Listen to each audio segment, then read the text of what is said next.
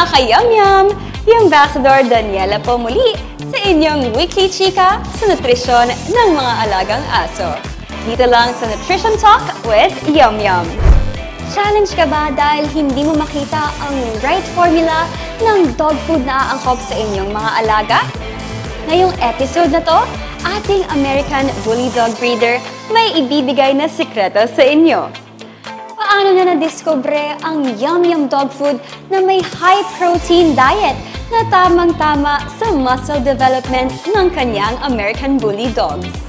Panoorin natin to.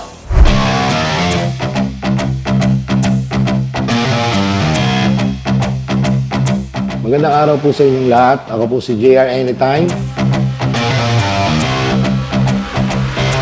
Ako po ang president ng Tondo Bullies. Way back, mga 2017, nag-start kami, magkukumpare kami. Bibilihan kami lahat ng American Bully. Eh, syempre, parang libang. Libang-libang lang nung una. Bili ng isa, bili ng dalawa. Hanggang sa nalibang kami kasi nakakatinda kami ng dog show. Yun na, dumami na hanggang sa almost yung mga ibang member, pumalo na ng mga 30, 20 na yung mga aso nila. Ganon din naman ako. Umabot ako ng maximum na 40 plus yung naging aso ko. So usually nung una, nagsimula ako sa puro American Bully na pan-dog show. So after magpa-champion ako ng dogs ko sa American Bully, nag-switch ako sa Exotic Bully. Kasi sa Exotic Bully, sobrang maporma eh. Iba yung dating sa akin eh. Kasi nagbagay nga, di ba? Parang hip-hop, tapos Exotic Bully. So yun na, lalo na nagkaroon ng challenge hanggang sa dumami na ng dumami lalo. Pamahal na lang pamahal yung aso pagdating sa Exotic Bully kasi. Sa umaga, linis kennel. Relax lang muna. Parang exercise na rin nila pag nililinis yung kennel nila kasi talon-talon sila, labas sila, takbo-takbo sila. So pagkatapos noon, proper ventilation lang dapat, tapos tubig. Pagdating ng gabi, pakain na tayo sa gabi.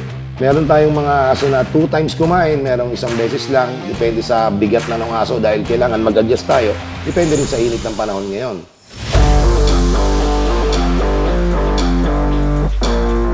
Sa health naman nila, syempre kailangan natin lagi vitamins. Vitamin C, number 1. Kasi sa init ng panahon, uso ang ubo, uso ang sipon.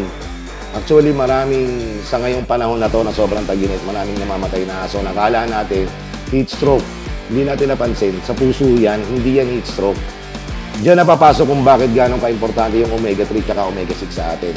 Kapag nagtitake sila, mas malinis, iwas sa heartworm, iwas sa lahat. Nakala natin nga, heat stroke ang nagiging dahilan. Number 1, ingatan muna natin yung puso nila, which is maganda ang omega-3 and omega-6.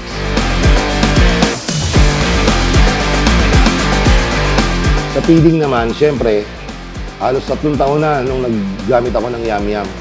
Nung napunta ako sa Yum Yum at nakasubok na ako ng Yum Yum, nung nag-stay ako sa Yum Yum, number 1, wala na ako naging problema sa mga aso ko. Unang-una sa lahat, balahibo. So number 1, Yum Yum lang ang ginagamit ko. Meron twice a day kumakain. Kahit once a day, hindi papayat aso nyo basta naka-Yum Yum. Kasi ang Yum Yum, napakaganda nga ng epekto ng omega-3 and omega-6 sa kanya sa mga alaga natin. So, yun ang bilib ako kay Yum Yum kasi napag-combine niya lahat yung vitamins na yun para magkaroon tayo ng healthy mga alaga. Mas na-enjoy ko yung pag-aasong buhay ko eh. Napirmi ako sa pinapakain. Dati kasi, isang linggo, ako'y nahiyang sa iba hindi. Isang linggo, umokay sa lahat. Pagkatapos ng isang linggo, hindi na okay. Yum Yum, magtatatlong taon ko ng gamit. Hindi ako namumblema. So, yun yung meaning ko na na-enjoy ko yung bully life ko, yung pag-aaso ko. Kasi nga, sa puppy ko, since birth, gagamit ako ng Yum Yum puppy.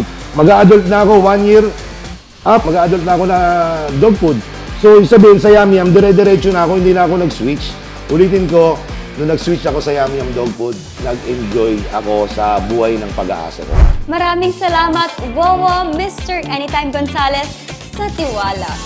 At congratulations sa inyong matitikas na American Bully Dogs. So, naka-Yum Yum na ba ang lahat?